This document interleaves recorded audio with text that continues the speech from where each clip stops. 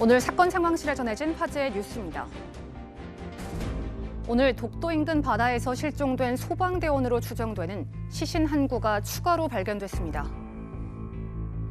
독도 소방 헬기 추락 사고 발생 13일째인 오늘, 실종자로 추정되는 시신 한 구가 추가로 발견됐습니다. 헬기 동체에서 정남 쪽으로 3km가량 떨어진 수면 위에서 발견돼 즉시 수습했는데요. 발견 당시 주황색 119 기동복 상의를 입고 있었고 실종된 박단비 구급대원의 이름이 적혀 있던 것으로 확인됐습니다. 박단비 대원은 지난해 10월에 임용된 새내기 구급대원입니다. 낙하산을 타고 빌딩 숲을 누비는 사람들, 무슨 일일까요? 늦은 밤 부산 해운대구의 고층 건물 옥상, 한 남성이 낙하산을 메고 뛰어내립니다. 곧이어 다른 한 남성도 뛰어내리는데요. 낙하산을 타고 빌딩 사이를 유유히 날다가 대형마트 옥상에 착지하는 두 남성. 러시아인으로 추정되는 이 남성 두 명은 건물 관리자의 허락 없이 옥상에 올라가 이런 행위를 한 건데요. 일각에서는 이달 25일 부산에서 열리는 한 아세아 특별 정상회의를 앞두고 이 같은 사실을 알지 못한 경찰에 대해 보안에 구멍이 뚫렸다는 우려를 보였습니다.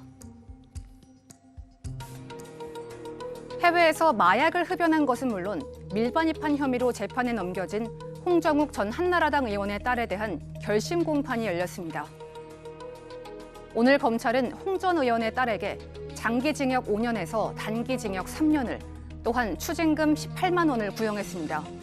검찰은 피고인 홍 씨가 반입한 몇몇 마약은 소량만으로 환각 증세를 일으킬 수 있다면서 이 때문에 죄질이 중대하다며 이와 같이 구형했습니다. 홍 씨는 최후 진술에서 어렸을 때부터 우울증과 공황장애 등 정신적 장애가 있었다며 선처를 호소했습니다. 홍 씨에 대한 선고 공판은 다음 달 10일 오후에 열릴 예정입니다. 화성 여성 변사체 사건의 범인으로 검거돼 17년간 복역한 50대 남성이 지난 8일 수원지방법원에 재심을 청구했습니다. 21년 전인 1998년 경기도 화성군에서 40대 여성이 살해된 채 발견됐습니다. 당시 경찰은 여성이 일하던 공장 운영자였던 남성을 범인으로 검거했습니다. 다음해 남성은 징역 17년을 선고받았고 2015년 만기 출소했습니다. 남성은 당시 재판 과정에서 45일 동안 경찰의 신문에 시달리면서 자포자기로 허위 진술했다고 주장한 것으로 전해졌는데요. 그를 수사한 경찰관은 화성 연쇄살인 8차 사건을 수사했던 형사로 알려졌습니다. 8차 사건의 범인으로 검거돼 20년간 복역한 윤 씨가 억울한 옥살이를 했다며 진범 논란이 일자 남성도 이번에 재심을 청구한 것으로 보입니다. 네, 이 화성 여성 변사체 사건의 범인으로 검거가 돼서 17년간 복역한 남성이 이제 재심을 청구를 했습니다. 이 사건을 설명을 해볼까요? 네, 오래된 사건입니다. 98년 9월에 있었던 사건이고요. 40대 여성이 살해됐는데 구로구에 있는 당시 공장에서 스웨터를 이제 만드는 일을 하고 있던 여성이에요. 그런데 이 화성 경부고속도로 인근에서 살해된 채 발견이 됐고 용의자로 지목된 남성은 어떤 이야기를 했냐면 이 여성에게 700만 원을 빌려줬는데 그 돈을 받지 못해서 홧김에 말다툼을 하다가 홧김에 살해하게 된 것이다라는 자백을 했습니다. 그리고 1심에서 17년형을 선고받았는데 2심, 3심에서 다 이 상고가 기각되면서 당시에 17년형이 확정됐던 사건입니다. 근데 이 사건이 이제 뭐 알려진 것 중에 하나가 뭐냐면 이제 재판 과정에서 이제 강요, 이제 협박에 의해서 어쩔 수 없이 자백을 했다라는 부분인데 억울함을 호소하고 있지 않습니까? 네, 그렇습니다. 45일 동안 당시에 수사를 받으면서 굉장히 힘들었다. 자포자기 상태로 허위 자백을 했다.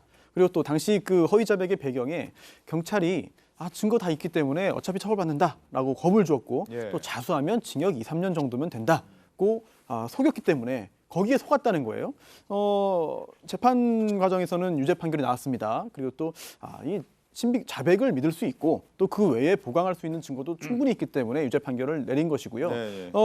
이 재심 청구가 이번이 처음은 아니에요. 복역 중이던 2013년에도 한 차례 한 바 있는데 당시에는 기각됐거든요. 이번에 어떤 결과가 나올지 굉장히 궁금해요. 그러네요. 재심까지 갔다고 하니까 또 다른 어떤 재판 과정에서 어떤 결과가 나올지 지켜봐야 되겠고요. 저희 앞서 사건 상황실에서 전해드렸던 내용 중에 하나가 뭐냐면 이 최근 부산 해운대구 고층 건물 옥상에서 네. 낙하산을 펼치고 이제 뛰어내리는 외국인이 목격됐는데 네. 뭐 신고가 들어갔는데 제대로 조치가 안 됐었나 보죠. 그러니까 10일 날 오후 1시 30분 경이라고 그러네요. 그 이 부산 도시철도 해운대역 인근의 고층 빌딩에서 아마 이 외국인 남성 2명이 순차적으로 낙하산을 메고 뛰어내린 것 같습니다. 그리고는 그 인근에 있는 무슨 마트 옥상으로 이제 내린 것 같은데요.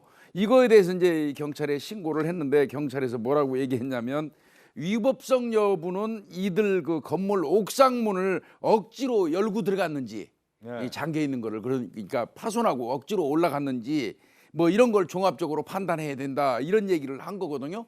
근데 이 말이 이제 논란이 좀 되는 거예요. 예. 저 사람들이 뛰어내린 그 문제가 뭐 어떤 위법성의 문제가 아니라 지금 25일 날 한 아세안 특별 정상회의가 계획돼 있어가지고 경찰이 비상 걸려서 옥상이라든지 이런 데 중요한 데는 좀 지키고 관리하고 있거든요. 네. 이런 상황에서 이 시기에 동향 감시 같은 게 제대로 안 돼가지고 경찰의 적정한 근무가 이루어지지 않고 있었다. 이게 문제인 거거든요. 그러네요. 근데 이제 경찰이 동떨어진 어떤 그 이야기를 하다 보니까 비난이 좀 하나 있는 아세안 겁니다. 뭐 특별 정상 회의가 있는데 경호에 구멍 뚫린 거 아니냐라는 지적이 있는 거죠.